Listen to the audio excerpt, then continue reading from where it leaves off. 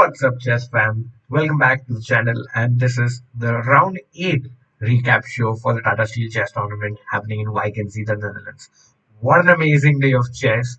Two decisive results and five draws, but it has completely shaken up the tournament, completely shaken up the standings as 18-year-old Henry Esipenko beat world champion Magnus Carlsen in the first game ever, and it has changed the world scenario for chess because the youth or the young generation is leading or at the top of the Tata Steel Masters, whereas the other established or elite players are just a little bit lower in the standings, and we are well past the midway point as only five more games to play in this event.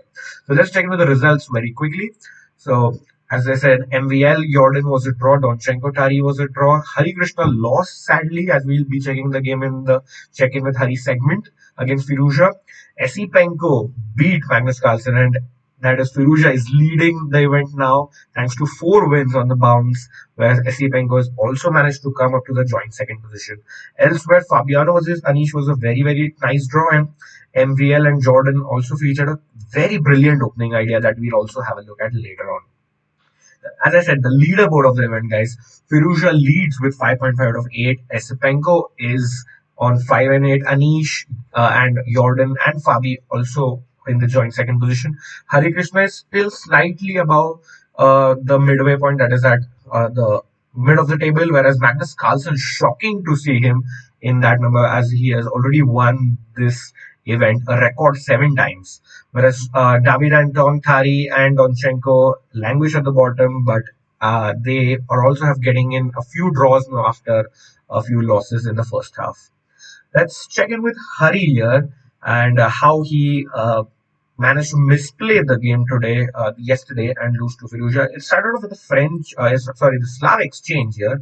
So Hari Krishna maybe just happy with the draw, showing a solid side, but then things change around this point where he goes full on aggressive with pawn to g4, and the bishop drops, and Harikrishna is showing intent to play some attacking chess now, but this h pawn was well advanced by Firuza here, and because of these trades, suddenly you see white is lacking the bishop pair, and this, guys, this is around move 18, but this advantage is so long lasting and it comes till the very end, and just shows that why the bishops are such important pieces when they work in tandem.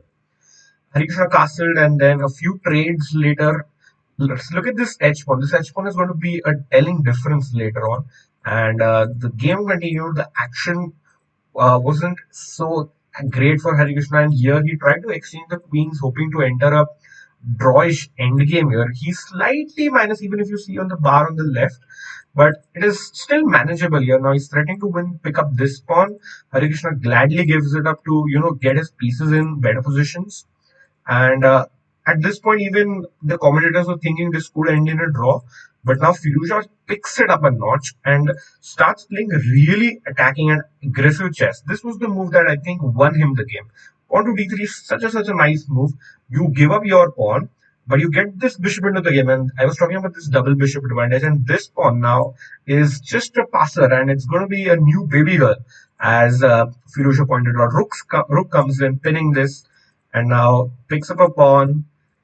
And you can see already now Harikrishna is a pawn down, and Firuza managed. You look at how he's used his pieces.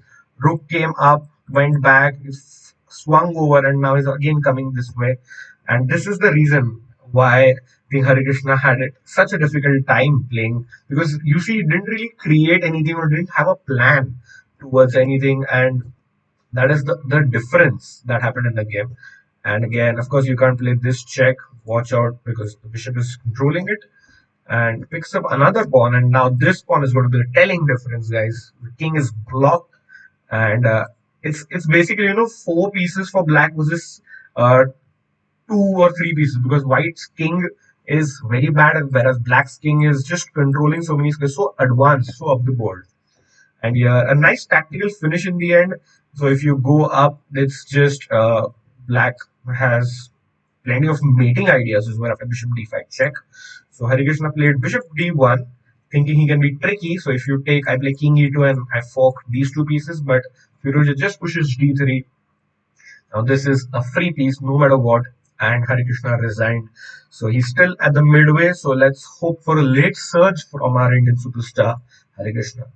Next up, we have MVL versus Jordan Van Forest, and in that game, it was a brilliant opening idea that caught my eye, and it is definitely a game-changing moment.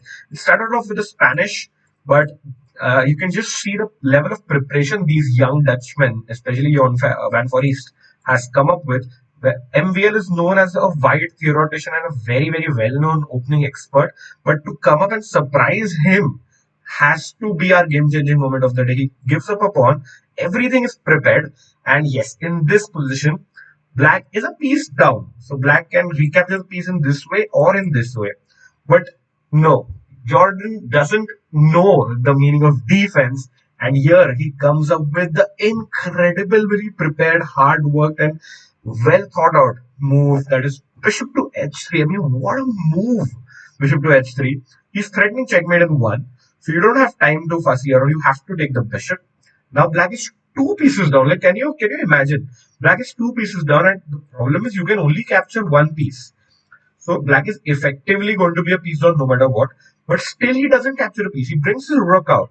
He's attacking this. Knight comes in d2. He captures the piece on h4. Now this knight is free to run back. So if you had played knight c6, then black has the nice geometrical idea. Check here, queen check. I don't know. You have rook into d2 check.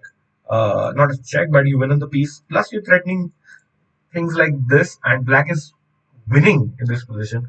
So MVL had to be careful and just give the piece back to get into the game. And after rook a7, knight b3, the game petered out to a draw, but it was the incredible opening idea and just the hard work of Jordan that got him a fairly easy draw with the black pieces.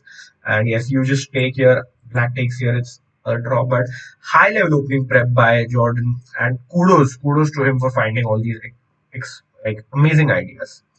Now we come to the game of the day, and by far the game of the year as well so far. What an amazing game this was. I mean, it's unbelievable. 18-year-old Andrea Esipenko beating the world champion Magnus Carlsen in their first ever encounter. Started off with the Scaven engine, and look at the young blood. They just aren't afraid of anything, and he gives up a pawn on like the 10th move.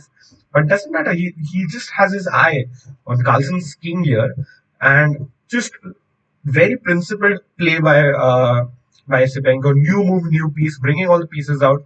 Still got no chill. He wants to attack. He wants to get these pawns rolling. He wants to open lines against Black's king.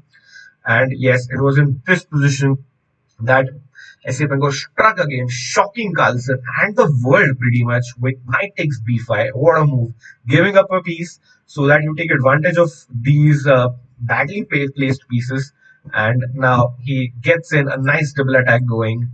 So you got to give up the piece back.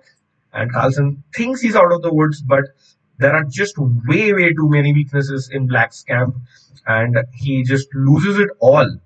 Look at this now. Carlsen is like almost 3 pawns down. Oh, no, sorry, 2 pawns down, but it's too less of a competition. Esipenko gives up a pawn, but he forces some activity for his pieces here. And frankly, Carlsen never had a chance in this game, like to come back or to get some of his magic going. And very good move here, okay, by Esipenko. Trading rooks when you are ahead. Always remember, trade when you are ahead, and just kill the counterplay, kill the compensation here. Again, don't be in a hurry to play this. If you play this, you're just giving Magnus a chance with rook b3 check. Note that this is a pin, and now Magnus is winning. This is what these champions or elite players want. But Esipenko took a deep breath, just protected everything here, and now he picks up a piece. This is threatened, but you just defend it. Queen takes f4. Now this pawn is again a big asset for white, and pawn to d7. Magnus can throw in a check, but just king b1, and there's nothing stopping another baby girl appearing on the board for white, and a comprehensive win. And like the reactions by Esipenko that we got on live feed during the live commentary were great. He just sat there in his chair for 2 minutes. He couldn't believe what he had done at only 18 years of age that many other established grandmasters can't even do. And he has reached 2696 rating now on the live rating list. And he's almost on the cusp of 2700. Maybe this is the breakout year for Andy Esipenko. We have next the quick tips for you. And here you go. Firstly, don't be afraid of anyone. Like even if Esipenko can beat the world champion, you can definitely beat the player who's rated 100 or 200 points higher than you on chess.com, right? So don't be afraid of anyone. Keep playing your style. Esipenko likes these attacking positions, aggressive options. So play according to your style. Stick to your strengths rather than opponent's weaknesses. Next, go with the flow and keep up the momentum. Like Firuza has got his fourth win on the bounce, four consecutive wins. It's not like he's playing black. Harikrishna is solid player. I'll just take a draw before the rest day.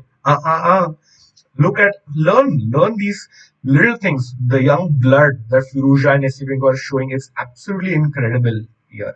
And lastly, as we saw in MVL versus Fanforis, is studying the openings is very important. Look how he found a beautiful bishop h3 aesthetic idea to get him a draw as well as create some power and amazing game in this event. And before we sign off, remember this ground will be played on the 26th. So today is a rest day. Don't tune in at 6:30 because there's no action tonight.